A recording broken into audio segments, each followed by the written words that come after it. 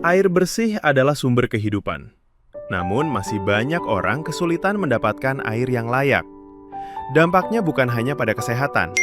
Kurangnya sanitasi juga menurunkan kualitas hidup masyarakat.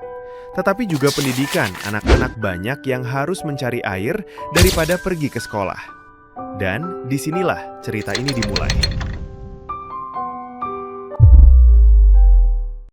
Coba pikirkan, berapa kali kalian menggunakan air hari ini?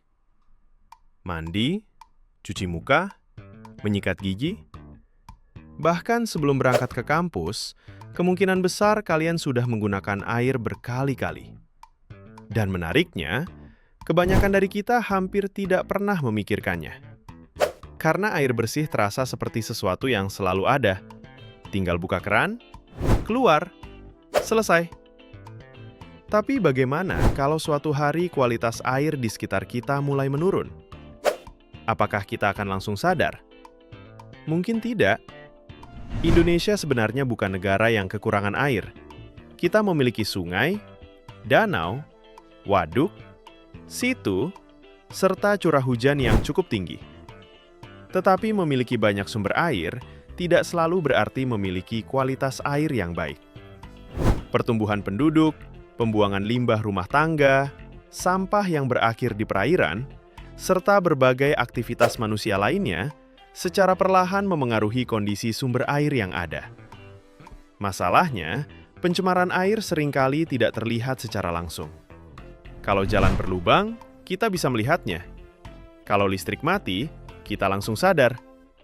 Tapi kalau kualitas air menurun, biasanya kita baru sadar ketika airnya mulai terlihat aneh. Dan jujur saja, kalau warna airnya mulai bikin kita mikir 2 kali sebelum menyentuhnya, biasanya itu bukan pertanda yang bagus. Karena itulah, akses terhadap air bersih menjadi salah satu fokus utama dalam Sustainable Development Goals, atau yang lebih dikenal sebagai SDGs. Khususnya pada tujuan nomor 6, Clean Water and Sanitation. Karena kualitas air tidak hanya memengaruhi lingkungan, tetapi juga kesehatan, ekonomi, pendidikan, dan kualitas hidup masyarakat secara keseluruhan. Lalu muncul sebuah pertanyaan. Apa yang bisa dilakukan oleh mahasiswa terhadap masalah sebesar ini? Tentu saja, kami tidak bisa menyelesaikan seluruh masalah pencemaran air di Indonesia. Kalau bisa, mungkin kami sudah diwawancarai televisi nasional. Tetapi kami bisa memulai dari sesuatu yang lebih realistis. Dari situlah lahir ide prototipe sistem filtrasi air berbasis pipa PVC. Konsepnya sebenarnya cukup sederhana.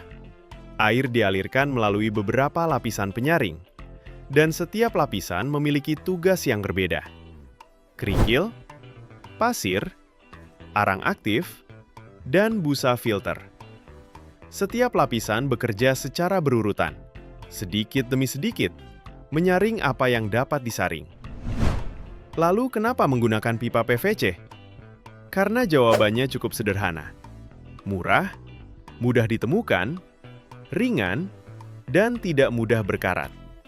Yang paling penting, tidak membuat anggaran mahasiswa langsung mengalami krisis finansial. Namun tentu saja, tidak ada sistem yang sempurna. Begitu juga dengan prototipe ini.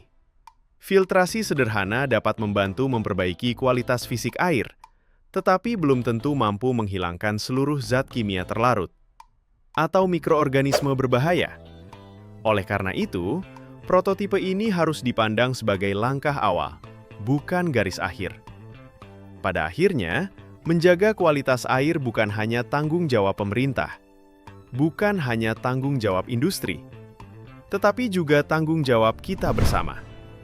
Melalui prototipe ini, kami mencoba menunjukkan bahwa solusi sederhana tetap memiliki potensi untuk memberikan dampak positif.